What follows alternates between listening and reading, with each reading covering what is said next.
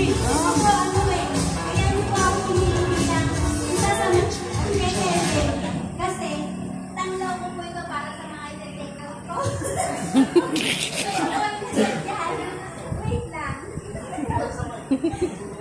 po.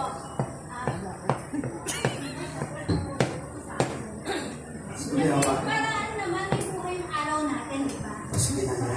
Kaya natin isa tayo, di ba? So, ito po yun. Kakanda ko. Mas maliit po dun eh.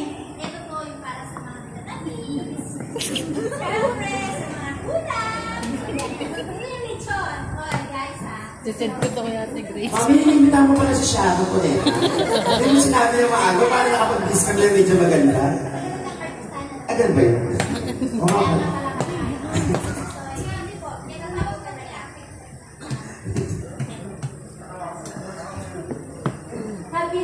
Happy birthday po. Unang-una sa lahat, ako po ay nagpapasalamat dahil isa ako sa pinagkatiwalaan mo na mag-attend Natawa sa magbigay ng tatlaw pag-iwanan. Bukod po doon ay maraming salamat din po sa mga bagay na hindi alam ng lahat na si Ate Ami po ay tutulungan niyo para sa lahat po namin. Malaking bagay po sa akin. Si Ate Ami po, titignan niyo na pong matara yan.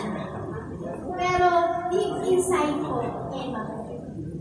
ang hiling ko po sa inyo, ang hiling ko po para sa inyo, nagdakasan na, natusugan para po mapagpinturan niyo pa po ng matagal na itong mga mahal sa buhay.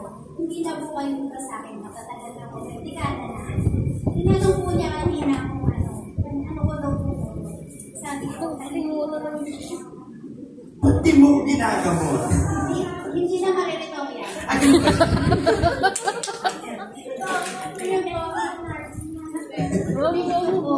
Ikutin ko doon. At laging masaya. Dahil marami po problema sa inyong buhay, nawabuti ko lang at patuloy pong buhusan ng mga biyaya para marami pa po kami inyong matulungan. Siyempre, tinapay. Yan po. Inasasaya ko lamang po may natin sa okasyon na eh. So yan po, happy birthday. Yes, thank you so much, Hallelujah.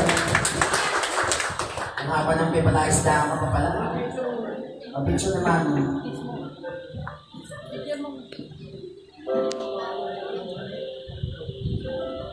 Yes, thank you so much, Hallelujah. Tawagin ko naman si Rose Ann.